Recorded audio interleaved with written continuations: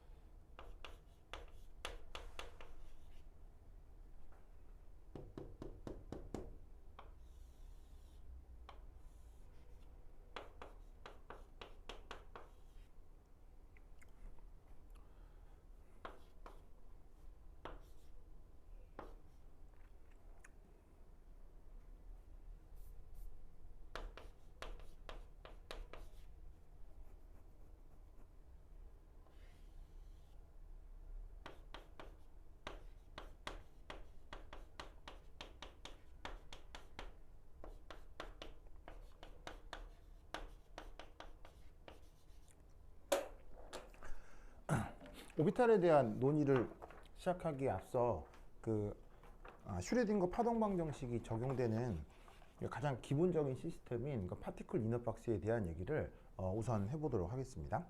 자, 우선 어떤 상황이냐면 우선은 1차원이에요.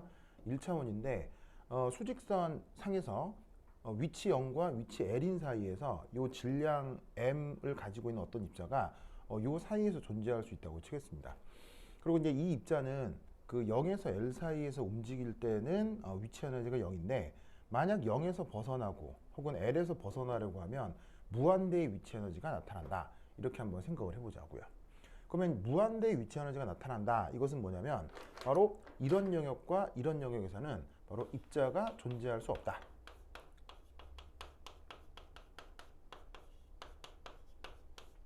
여기서도 입자가 존재할 수 없다.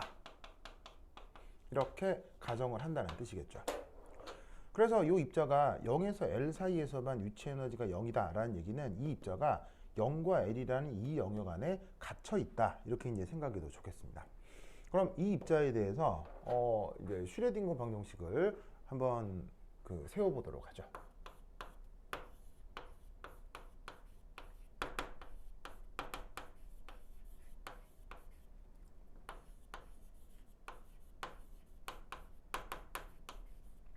자, 슈레딩거 이쿠에이션은 바로 이게 되겠습니다.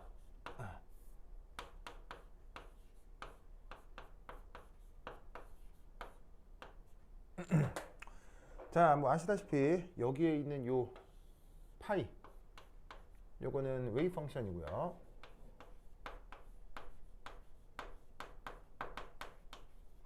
그 다음에 앞에 붙어 있는 요 H, 얘는 노란색으로 쓸까?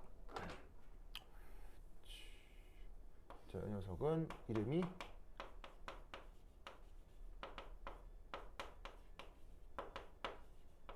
해밀토니안 오퍼레이터 되겠습니다. 해밀토니안 오퍼레이터가 뭐예요?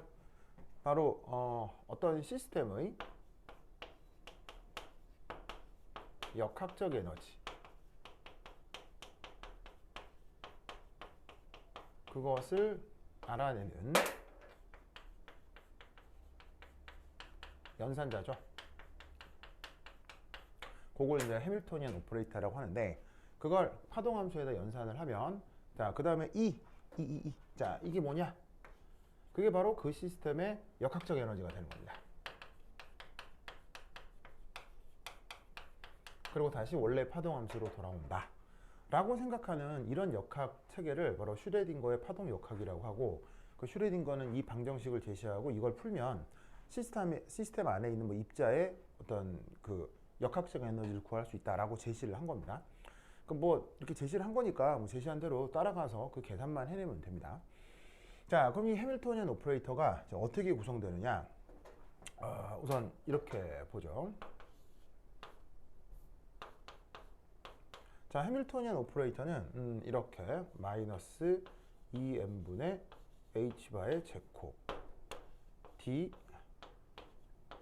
dx 제곱 그 다음에 vx 이런 걸로 이제 표현이 되죠. 물론 어디서? 1차원에서.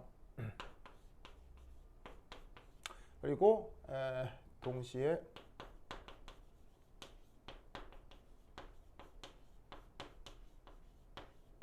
시간에는 무관하게. 그래서 이제 시간이 변하게 되었을 때 그 입자의 성격은 지금은 고려하지 않고요. 시간이 고정되어 있다고 할 때 어떤 1차원에서 해밀토니안 오퍼레이터 그냥 이렇게 제시됩니다. 뭐 그냥 이렇게 제시를 한 거라서 그냥 뭐 이렇게 뭐 그냥 어쩔 수 없이 외우시면 돼요. 물론 그냥 제시된 건 아니고 그 수리 물리학이라는 파트에서 이런 식의 연산자 계산이 있고 거기에 실제로 한 100년 전 물리학에서부터 사용하고 있는 논리인데 그걸 이제 슈레딩거라는 양반이 가지고 와서 이제 이렇게 사용하고 있는 거죠.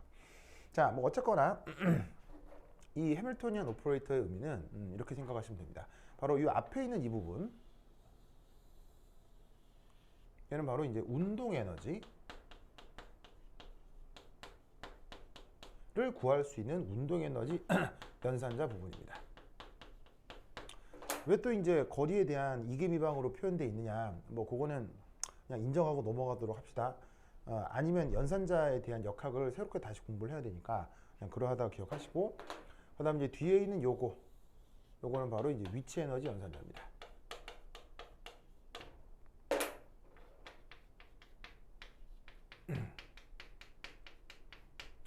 그리고 M은 어떤 해당 입자의 질량이 되고요. H는 그 유명한 플랑크 상수가 되겠습니다.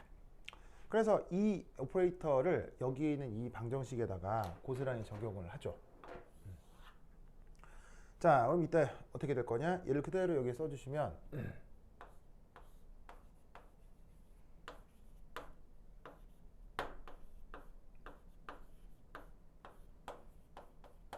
이렇게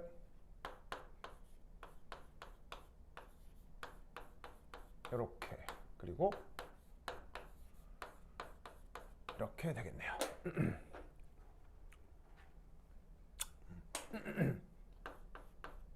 지금 보시다시피 1차원만 생각하고 있기 때문에 여기서 파동함수 파이의 변수는 x만 나타난다 라고 생각을 하도록 합시다. 그래서 지금 1차원만 고려하니까 다시 한번 말씀드리면 이제 1차원에서의 변수가 입자의 위치 x다 이렇게 표현을 할 수가 있겠습니다.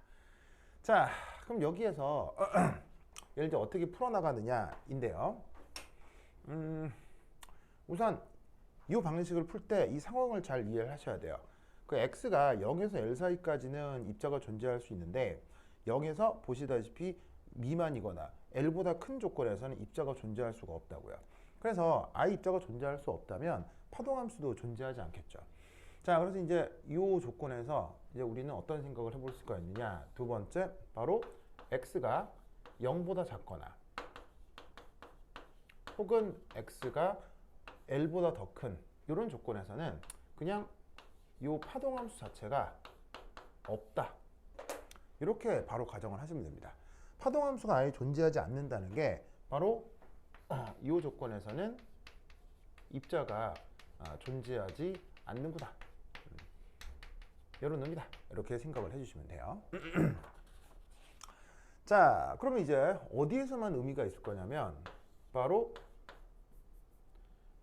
0과 L 이 사이에서만 이제 입자가 뭐냐면 파동함수를 갖게 될 거고, 그때 그 파동함수가 어떻게 되는지를 한번 살펴보자 이런 얘기죠.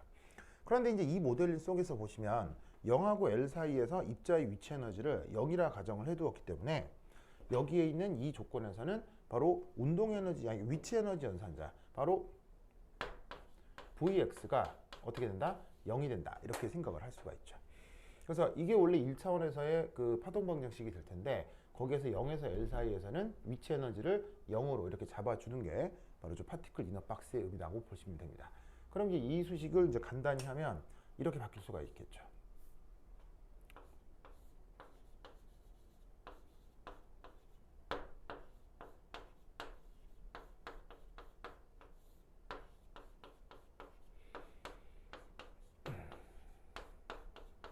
자, 이렇게 되겠네요.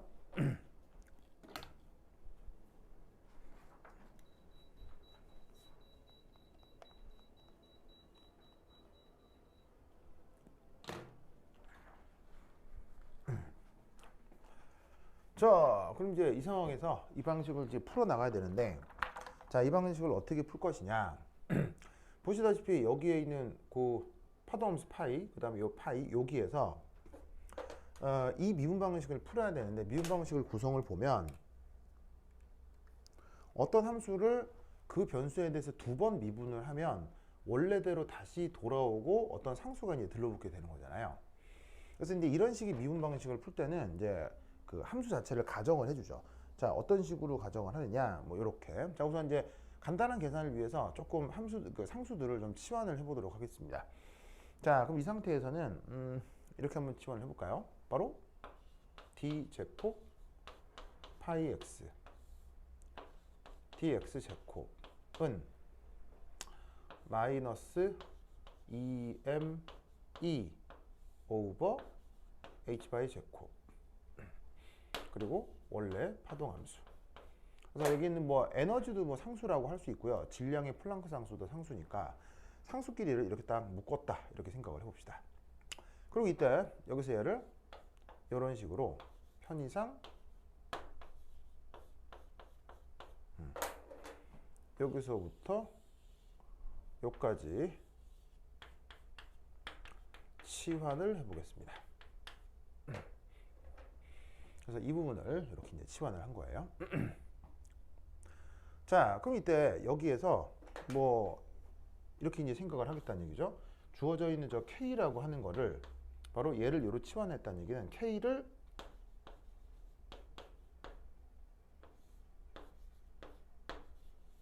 이렇게 치환하겠다라는 뜻입니다. 자, 그래서 이 주어져 있는 이 맨 처음에 이제 슈레딩거 파동 방정식이 이렇게 변형이 되고, 그 다음에 더 간단하게 이렇게 이제 표현이 된 겁니다. 자, 그럼 이제 이 상태에서 이제 어떻게 해줄 것이냐, 이렇게.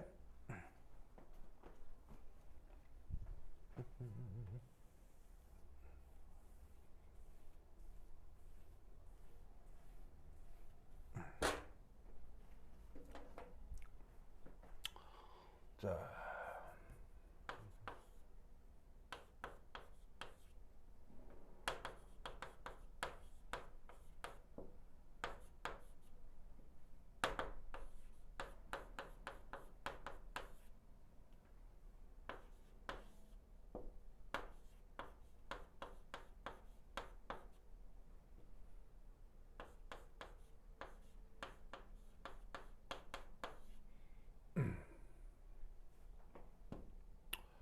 자, 이 상태에서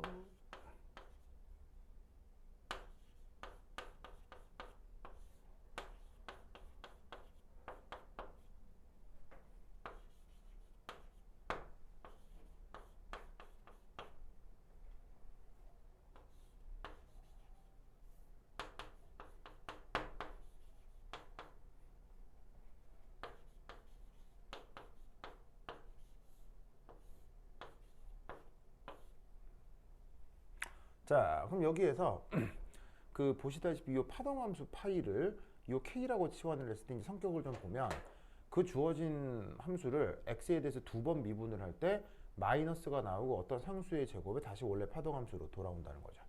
그럼 이때 이제 어떤 가정을 하냐면 이런 가정을 합니다. 자, 이 상태에서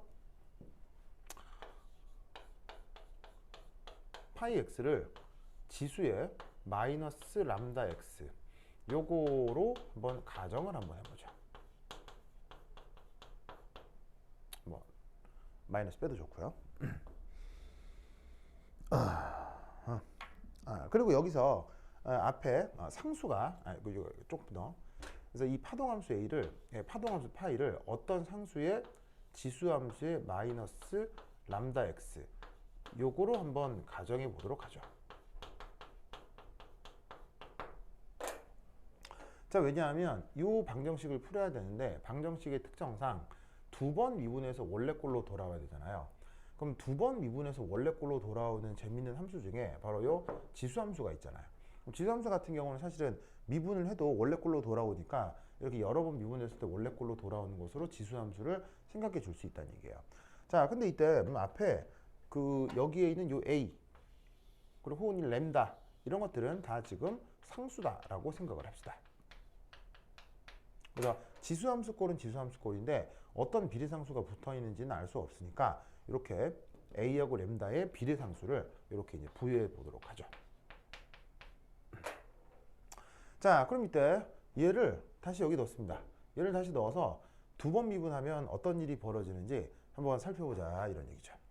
자, 그럼 이것으로부터 이 파동함수를 우선 한 번 미분합니다. 그럼 얘를 한 번 미분하면 어떻게 될 거냐? 자, a는 그대로 있고 상수니까요. 지수함수 안에 있는 마이너스 램다가 바깥으로 빠져나올 거고 그 다음에 얘가 다시 원래 꼴의 함수로 바뀌겠죠. 자, 그런데 이것으로부터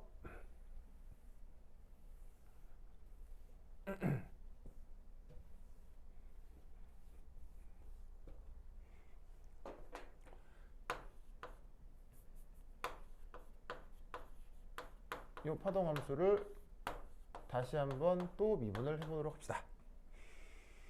자, 그럼 이때 상수는 그대로고요. 지수함수 미분하면 위 x 앞에 붙은 상수가 또 한 번 나오겠죠. 그럼 얘를 제곱 이렇게 표현을 해주시고 지수의 마이너스 램다 x 이렇게 이제 표현이 바뀌겠네요.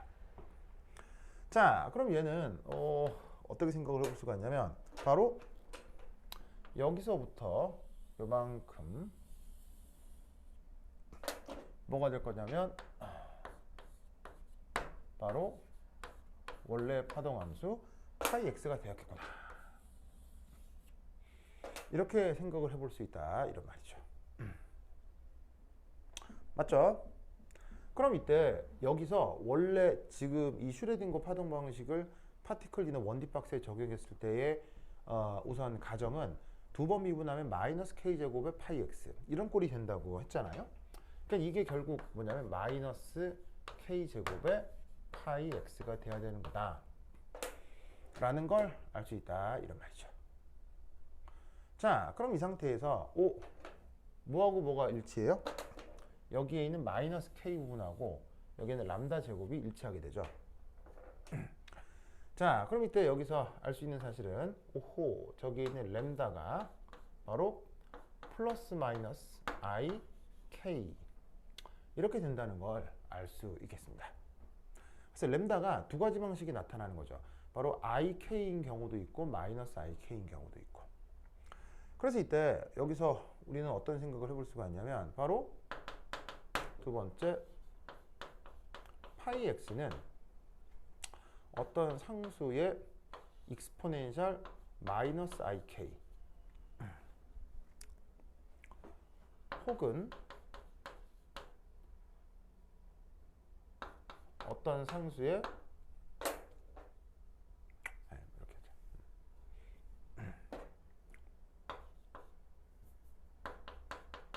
어떤 상수의 마이너스 ik 혹은 또 어떤 상수의 플러스 ik 라고 생각해 줄 수가 있다는 얘기죠. 램다가 플러스 마이너스 ik니까 다시 여기에 집어넣으면 그만큼이 상수로 붙고 여기에 x, 여기에 x. 그래서 얘를 어떻게 쓸 수가 있냐면 일반적으로 이제 저 파이를 어떻게 표현할 수 있느냐, a의 익스포넨셜 마이너스 ikx 더하기 b의 익스포넨셜 ikx. 예, 이런 테크닉을 뭐라고 부르냐면 바로 선형조합이라고 하죠. 그래서 앞선 결과에 의해서 이 파동함수의 성격이 이런 성격 혹은 이런 성격이 나타나면 미분 방식을 풀 때는 이 각각의 성격을 선형조합을 해도 저 미분이 그대로 이제 적용이 되니까 일반적으로 이 파동함수를 이런 꼴로 표현을 해볼 수가 있다, 이런 말이에요. 아시겠죠? 자, 이때 우리는 또 어떤 그 중요한 수리적 결과를 하나를 적용을 하냐면 이런 수리적 결과를 적용합니다. 자, 바로 지수함수를 이제 뭐로 바꿀 수 있죠? 이렇게 삼각함수로 바꿀 수가 있죠. 그래서 지수에 이렇게 이제 그 허수가 붙어 있는 경우는 얘를 코사인, 사인의 삼각함수로 이렇게 바꿀 수가 있습니다. 그럼 여기 있는 요 지수함수, 요 지수함수를 요 삼각함수, 그러니까 이거는 뭐 복소수를 배우게 되면 수학에서 이제 활용한 아주 중요한 결과죠. 뭐 수학 시간에 이걸 증명하는 경우도 있으니까 이거 뭐 수학 시간에 배운 걸로 인정하고 넘어가도록 하고, 그럼 여기에 있는 이 지수의 ikx 이게 여기에도 그대로 적용된다고 생각하는 거예요. 그럼 얘네들을 여기 이렇게 집어넣어 주게 되면 어떻게 되겠어요? 바로 파이 x는 자 a의 코사인 kx 마이너스 i 사인 kx 더하기 b의 코사인 kx 더하기 i 사인 kx, 이렇게 바뀔 수가 있겠죠. 그러면 얘는 어떻게 될 거냐, 바로 저기 a하고 b가 더해져서 코사인 kx 이렇게 표현이 될 거고요. 그 다음에 i로 묶으면 마이너스 a 플러스 b 사인 kx 이렇게 표현이 될 수 있겠네요. 아시겠죠? 그래서 이 파동함수를 이제 지수함수로 표현하는 것도 상관이 없는데 지수함수보다는 오히려 삼각함수가 조금 더 이제 뭐 여러 가지 의미에서 편할 수 있어서 저런 원래 알려진 수학의 관계식을 이용해서 또 다른 초월함수인 삼각함수로 이렇게 바꿔준 겁니다. 자, 근데 이때 여기 있는 A하고 B는 선형조합에 따라 A하고 B는 항상 뭐라고 생각해 볼 수 있냐면 A도 B도 그냥 임의의 상수죠.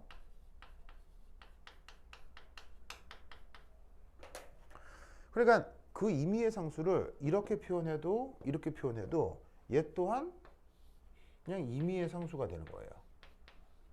A, B가 정해진 게 없기 때문에 그 두 개를 더하나 빼서 허수를 곱하나 이게 임의의 상수인 것은 매한가지란 얘기죠.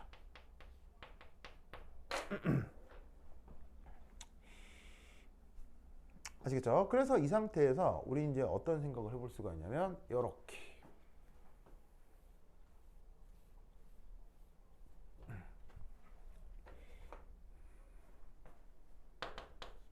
바로 저기에 있는 파동함수를 a 코사인 kx에 b 사인 kx라고 일반적으로 가정을 해주는 거예요. 이때 여기 있는 이 a도 이 b도 그냥 다 임의의 상수다.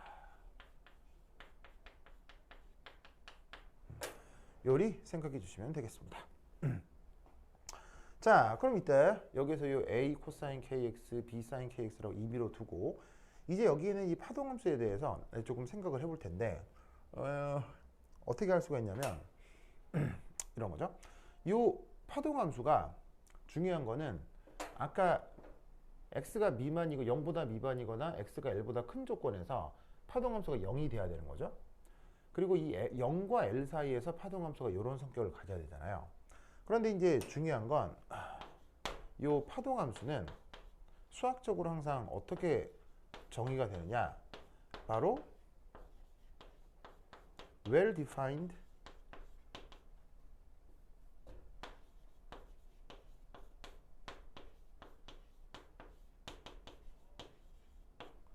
펑션이어야 해요.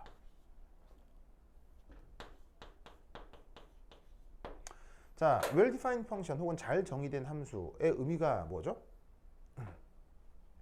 바로 이 파동함수는 연속함수여야 되고 당연히 그 다음에 무한번 미분 가능한 아주 수학적으로 편리한 함수여야 합니다. 그게 이제 파동함수의 원래 자체의 가정이기 때문에 이것을 그냥 그대로 따르셔야 돼요. 그러니까 왜 이래야 되냐면 이렇지 않으면 사실은 파동함수 자체를 풀어낼 수가 없어요. 그래서 슈레딩거 파동 방식에 나오는 이 파동 함수는 우선 기본적으로 아예 공리처럼 그냥 잘 정의된 함수로 바로 그냥 가정을 해버립니다. 그럼 이때 여기에 있는 요 0에서 L 사이에서의 조건과 0 미만 L 이상에서의 조건 이 두 개가 우선은 뭐가 돼야 된다? 연속이 돼야 되겠죠. 그래서 이제 이때 우리는 어떤 생각을 해볼 수가 있냐면 이런 생각을 해볼 수가 있죠. 파이 0 넣으면 자 A 곱해주시고 코사인 K 0 그러면 코사인 0은 보시다시피 A죠. 그 다음에 여기에 0 넣으시면 사인 0은 0이니까 그냥 바로 A가 나오겠네요. 그런데 이게 여기에 있는 이 조건하고 연속이어야 되니까 바로 이게 뭐가 돼야 된다? 0이 돼야 되겠군요. 그래서 이 임의의 상수 AB 중에서 A는 0이 돼야 될 거고요. 그 다음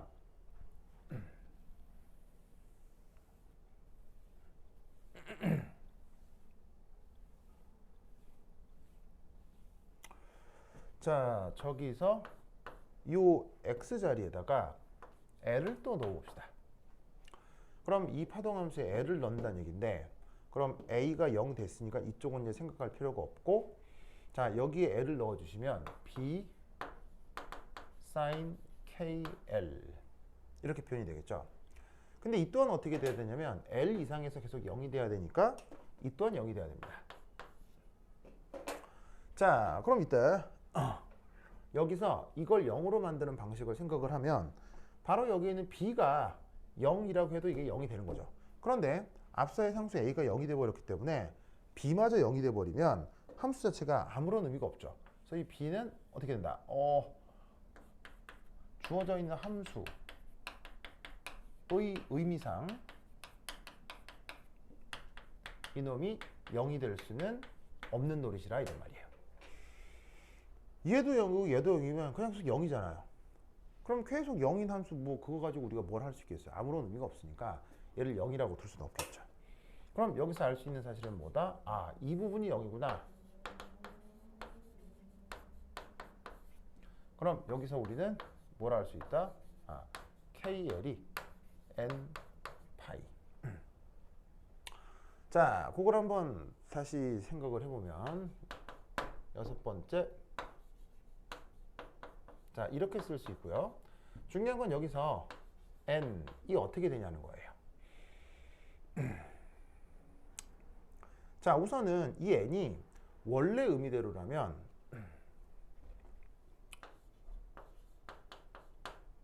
그냥 예를 들어서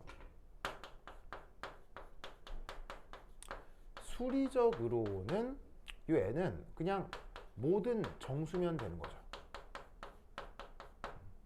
모든 정수면 되는 거예요. 왜냐하면 이 n이 예를 들면 예를 들면 이 안에 있는 게 뭐 마이너스 파이건 플러스 파이건 아예 0이건 항상 이렇게 이제 사인을 0으로 만들 수가 있잖아요. 그냥 얘가 삼각함수만으로 고려를 하면.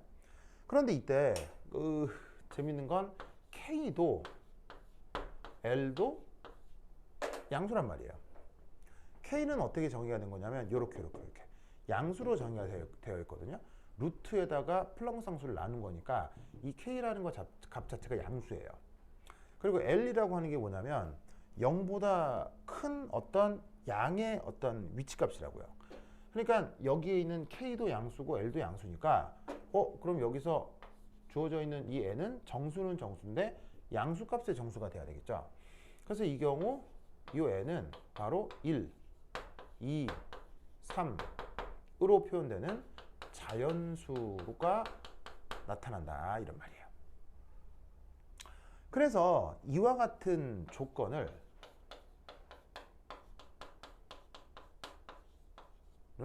수학에서는 경계 조건, 그리고